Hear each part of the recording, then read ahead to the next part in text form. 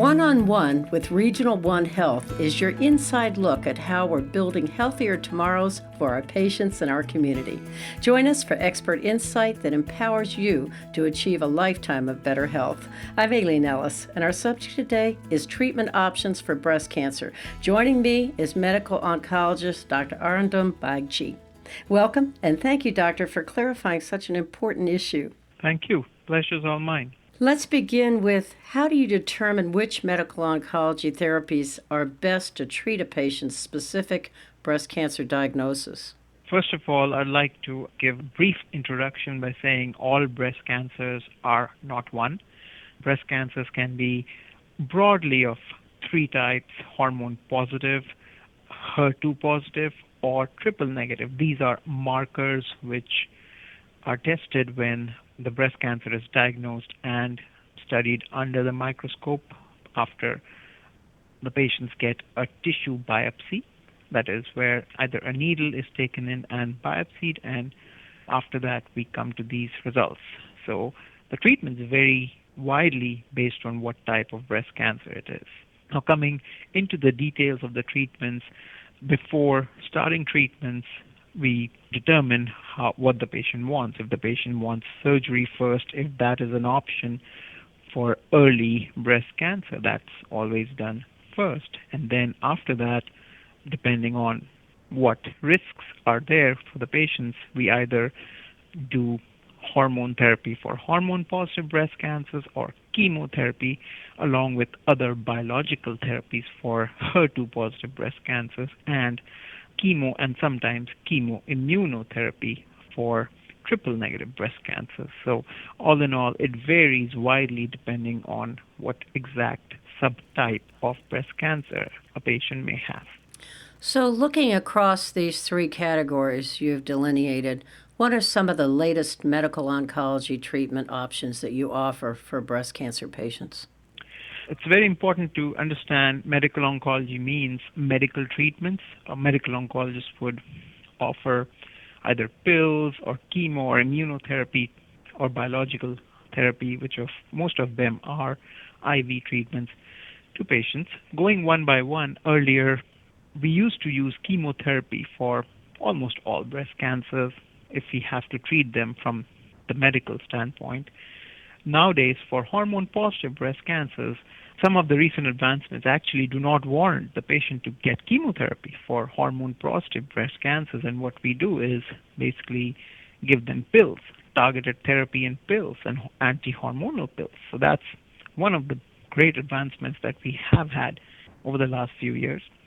Moving on to triple-negative breast cancer, which of these three types is more aggressive and associated with worse features. Nowadays, we have chemotherapy with immunotherapy, which was recently approved by the FDA for triple-negative breast cancers, which tend to do better than just chemotherapy.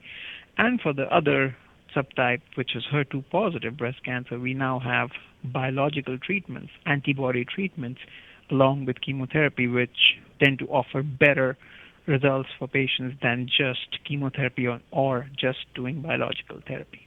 So with all these new advances, what can patients expect in terms of what happens during treatment and the resulting side effects and how long the treatment will last? I'm sure in each category there's an awful lot to detail. This is just a very brief overview.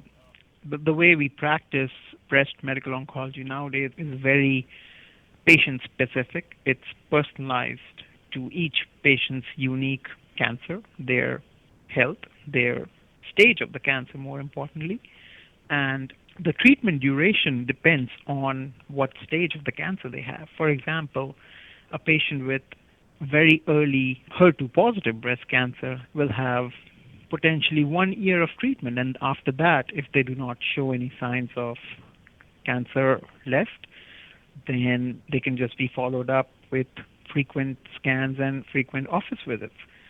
This would be different for another patient in a different situation. For example, if they have a widespread cancer, say triple negative or HER2 positive cancer, then in that case, the treatment durations tend to be much prolonged up until either the cancer is shrinking down or up until the patient is able to tolerate, going from months to maybe years, and subsequent lines of treatments, other treatments if one doesn't work, and it keeps going on in that stage.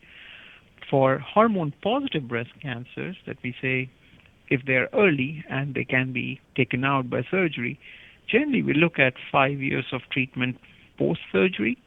But again, this can go higher up to 10 years. And the treatment we're talking about here in hormone positive cases are pills. We take anti-hormone pills. We prescribe them to the patients depending on their profile and features of the cancer again, and take it from there up to 5 or up to 10 years, again, depending on how the patient can tolerate them. So, sir, with these new treatments, are we also getting better and have more knowledge about how to handle the side effects? Definitely. With chemotherapy, the old days, everybody was scared and horrified. Okay, we'll have chemotherapy, we'll be sick, we'll be deathly. But nowadays, that's not the case. Nowadays, chemotherapy is much more tolerable. For example, if we say that for patients who are getting that for their treatments of breast cancer, because we have had so many new medicines and more effective medicines which can, for example, prevent and treat nausea. Patients nowadays, if they get nausea, then at least something is not given right in that situation, because we have such greatly effective anti-nausea medicines. Also, we have medicines which can treat side effects such as nerve side effects, medicines which can treat other side effects with hormone therapy such as hot flashes. We have effective medicines which treat that. Sometimes patients get bone problems, and we have medicines which can prevent their bones from becoming thin or worse and prevent fractures. So all these have together led to supportive care which has improved a lot over the last few years in patients who are getting medical treatments for their breast cancer. Now, I know you can't necessarily speak in specifics, particularly when somebody comes to you and is really at an advanced stage, but in general, what types of outcomes are you now seeing as a result of these treatments with the new measures that you're putting in place? Yeah, so this is again a very evolving, moving target, and numbers continue to improve, I would say, over the last 5 to 8 years. Again, this is very dependent on what is the stage of the patient's cancer that the patient is initially found with. Again, a stage 1 or stage 2 hormone positive breast cancer would more than likely fare better and will have slightly longer, survival and a great chance for getting cured of the cancer as compared to somebody who comes in with a much advanced stage of the cancer and an aggressive cancer. The numbers would be very specific to stage in which they present, but overall, if we talk about advanced stage, it has improved a lot. For example, if hormone positive breast cancer, there is an advanced stage patient coming up. Again, these are averages. Different patients can fall in different time frames of these averages. Generally, with the first line oral treatments, the average lifespan is about 2 years, again, taking it as an average. And after that also, we have much more treatments. If they do not do well on the first treatment, we can always go to the second of the hormone and targeted treatments. Just as a small example, the numbers are improving. Again, if we take the last 10 years versus the last 4 years, the numbers would be on a constant rise, and patients are living longer with advanced disease, with advanced breast cancers of all the three subtypes over the board. Could most of the cancers that you see be found with early detection through mammography? Yes, most of the cancers that we do see are early breast cancers, to be honest. Only 1/3 of the patients, roughly 30 to 40% of the patients, tend to present as advanced cancers, or even the advanced cancers that we do end up seeing are coming from cancers that were known to us many years ago and they just came back. Mammography is one of the very important tools, and it helps us detect breast cancer very early, in early stage, so that we can cure it.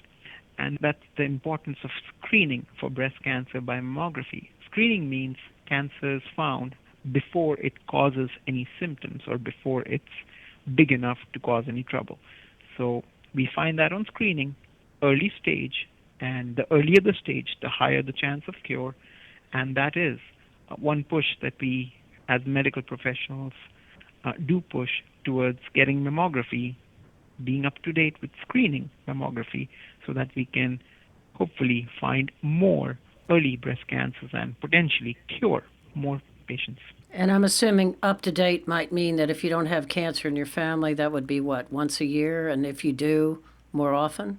Yes, generally once a year mammography is recommended by the society guidelines.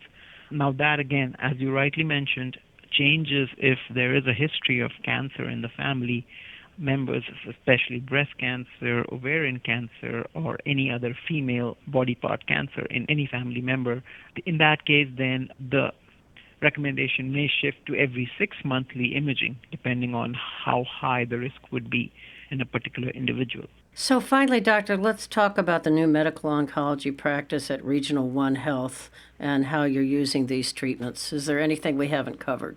We actually have been setting up this practice over the last year and a half. And based on the current knowledge that I have, I'm only a medical oncologist who treats breast cancer from the medical standpoint. A very important and indispensable cog in the wheel is the surgeon, the surgical team, because we together provide a very multidisciplinary care to our patients with breast cancer. All in all, other than whatever I've mentioned, we also have some very important tools which we use for patients who have been diagnosed with early breast cancer. Those tools are especially some tests which we do in patients, whether to find out can they benefit from chemotherapy or not? Do they require chemotherapy or not after they had surgery? And depending on those tools which are now approved nationally, we can find out what patient can get what kind of therapy and personalize treatments for all our patients. Well, thank you so much, Doctor. It's very interesting to hear about these targeted treatments and how you go about making those decisions. It's been a pleasure to talk to you. Thank you for having me here. Pleasure. Dr. Aradum Bagchi is a medical oncologist at Regional One Health. To learn more about the treatment of breast cancer, go to regional1health.org/oncology-main-campus. That's regional1health.org/oncology-main-campus. Or call 901-545-6262. I'm Aileen Ellis. Thanks for making One-on-One with Regional One Health part of your journey to better health. Join us next time as we cover another topic to keep you on the path to a healthier tomorrow. Stay well.